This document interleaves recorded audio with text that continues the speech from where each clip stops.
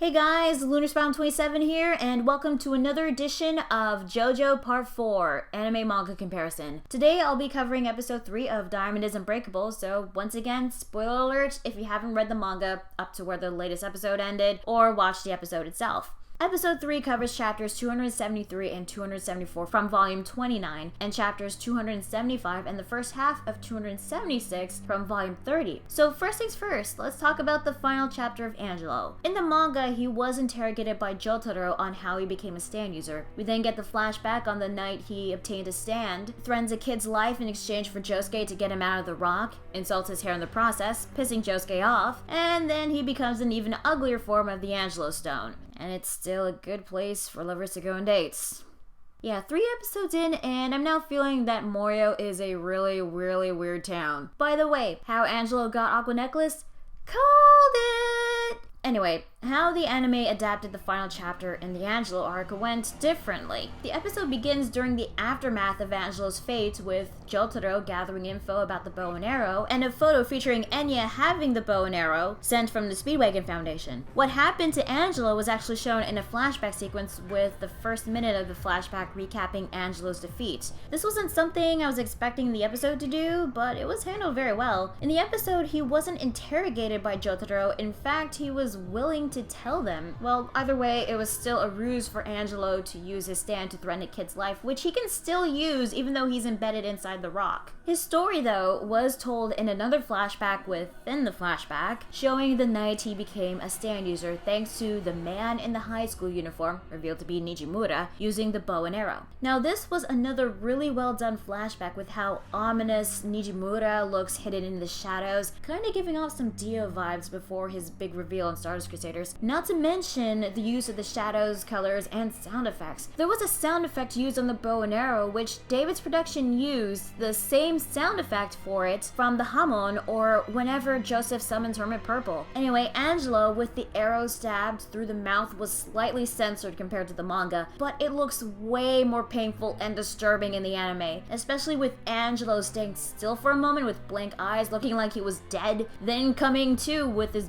body twitching, and Nijimura talking to him while grabbing his face, pulling the arrow out. It's details like these that make the whole thing surprising, creepy, yet a bit intriguing. However, there were some dialogue that was left out, like Angelo thinking a way to steal a porn magazine from the cell next to him. Again, best translation I could get, so don't take my word for it. And more of the description of Nijimura's appearance. The flashback in the anime ended with Angelo's stand appearing for the first time, but it continues more in the manga. After giving Angelo his stand, Nijimura tells him that he won't get killed and he can escape, doing whatever he wants once he's outside. Before leaving, he tells Angelo that he's looking for more people like him who have stands or can obtain one, that he lives in Morio, and that he'll be there if he wants to see him again. When the flashback ends, Angelo said that he was willing to join him, but he didn't care about what Nijimura's plan was, as long as it was fun. The detail about Nijimura being in Morio was still in the anime, but the rest was left out. I believe the reason for that is to make Nijimura more mysterious, making us wonder why he did this and what his plan is. Also to make Angelo seem like he had more intel about Nijimura, and Jotaro wanted to learn more, especially when he heard the name Dio. Unfortunately, he won't get anything out of Angelo anymore because he just had to insult Josuke's hair, and Josuke just had to go berserk.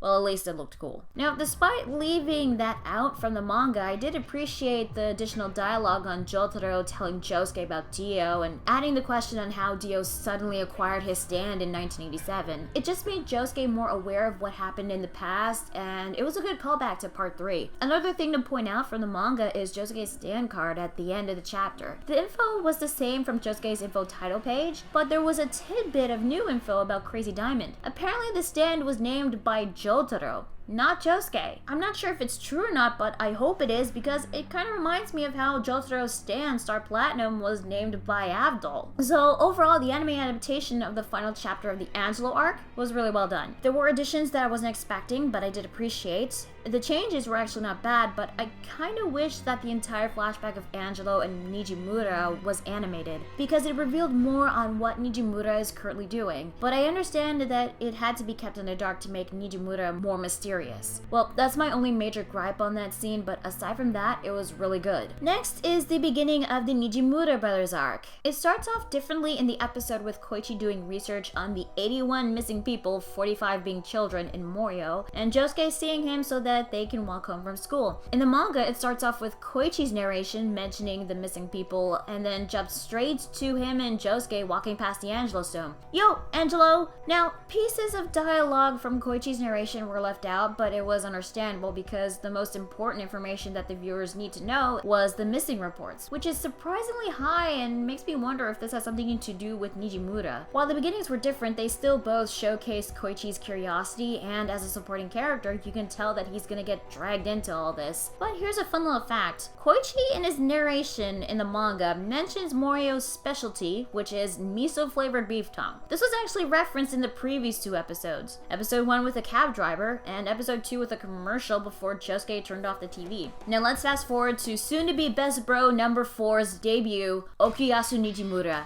And oh my god, when you compare Okuyasu's older art style and the anime's character design, he looks much more mean-looking and menacing in the manga. In the anime, his design kind of makes him less mean and more like a goofball, which I get the feeling that he'll be like that as the series progresses. Well, at least his stance design, the hand, looks really cool with both the anime and the manga. As for the fight between Okuyasu and Josuke, it was animated really well in the episode. Also, I really like Okuyasu's theme. Man, I can't wait for the first OVA album to come out, especially when the music stops when Josuke was brought closer to Okuyasu, giving off an oh shit moment. Seeing the hand in action was really cool, especially the display of its ability. I believe its ability has a certain range that works on certain people and objects in order to close the distance between them and Okuyasu. Otherwise, the wall behind Josuke would have come closer as well. Plus, the sound effect the episode used for the hand's space scraping ability is the same one used when Dio stops time. Anyway, in the fight, there were some little details added during the fight. In the part where the hand first attacks Josuke, only for Crazy Diamond to punch the stand, if you pause at the right moment, you gotta be really fast on this one. There's an image of Okuyasu getting punched, which looks really funny.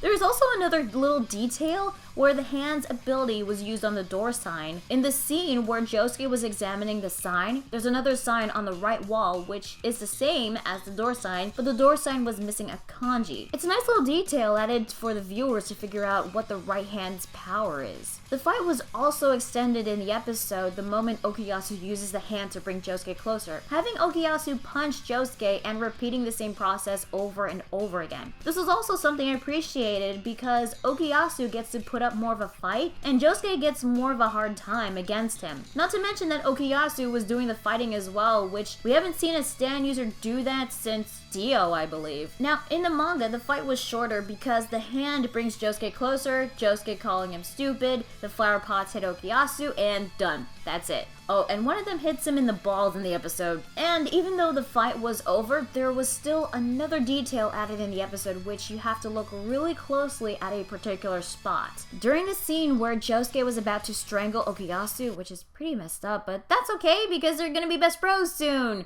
Still messed up though, like seriously Josuke, what the hell? Oh whoops, getting off track here. Anyway, during that scene, if you look really closely at the gate, Koichi, who was hit with the arrow, was slowly getting dragged away into the house. I don't know why, but it just looked funny to me since Josuke was preoccupied trying to choke Okuyasu. Oh yeah, I haven't talked about Koichi yet, have I? Well, seeing him getting hit by the arrow in the neck was a surprise in both the anime and the manga. While the anime version was slightly censored, there was still a bit more blood, but I'm not sure which version is more messed up. Honestly, Angelo getting hit with the arrow was more brutal. Still, poor Koichi. I mean, getting choked by Okuyasu, then getting stabbed in the neck by the arrow, holding on for dear life. Poor guy. Well, at least he'll get a stand and live after all this, even though he's not capable of having one. That's something I really don't get. But yeah, I don't believe Koichi will get killed off, at least so soon. I mean, Koichi's not gonna die in this series, right? Right? You know what? Fuck it. I don't want to know. I don't want to know. Don't tell me. Anyway, moving on. There is also the scene where Jotaro meets Tomoko. Ryohei's cause of death was mentioned to be a stroke in the anime, but the manga translation says it was a brain tumor.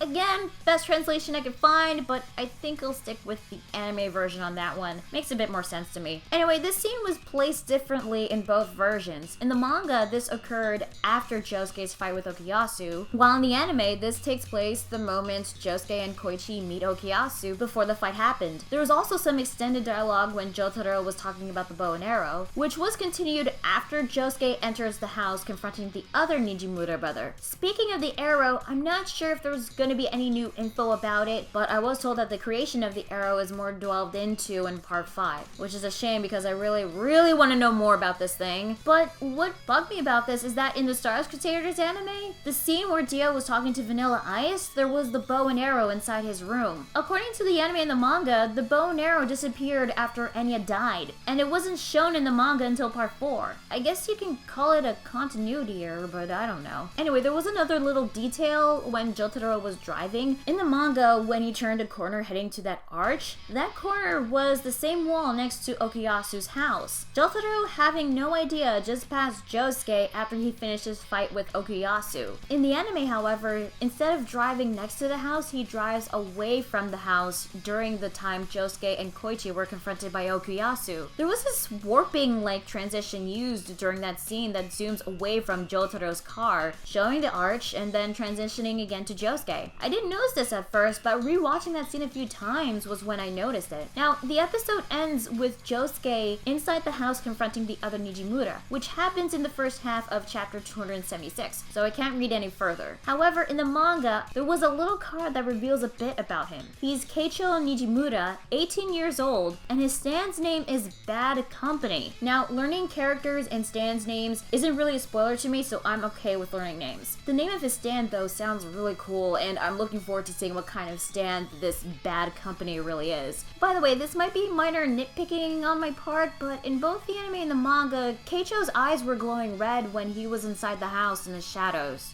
Why? Like, how are his eyes glowing red? I know it's to make him more evil looking, but it just kind of looked weird. It's like if you have Dio in the shadows and his eyes were glowing.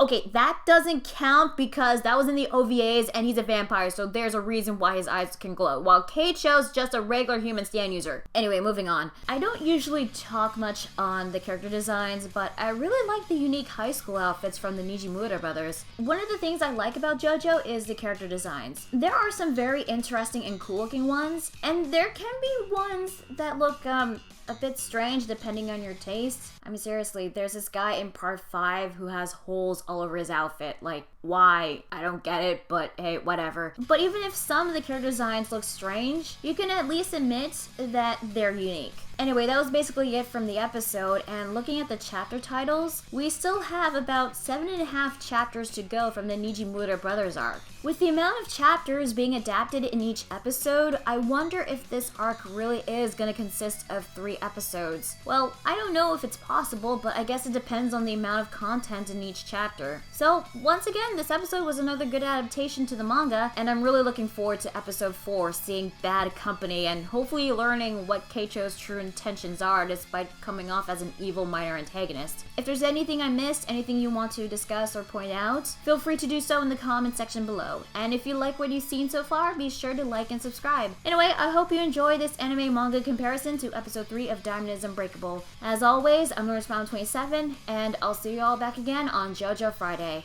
Later.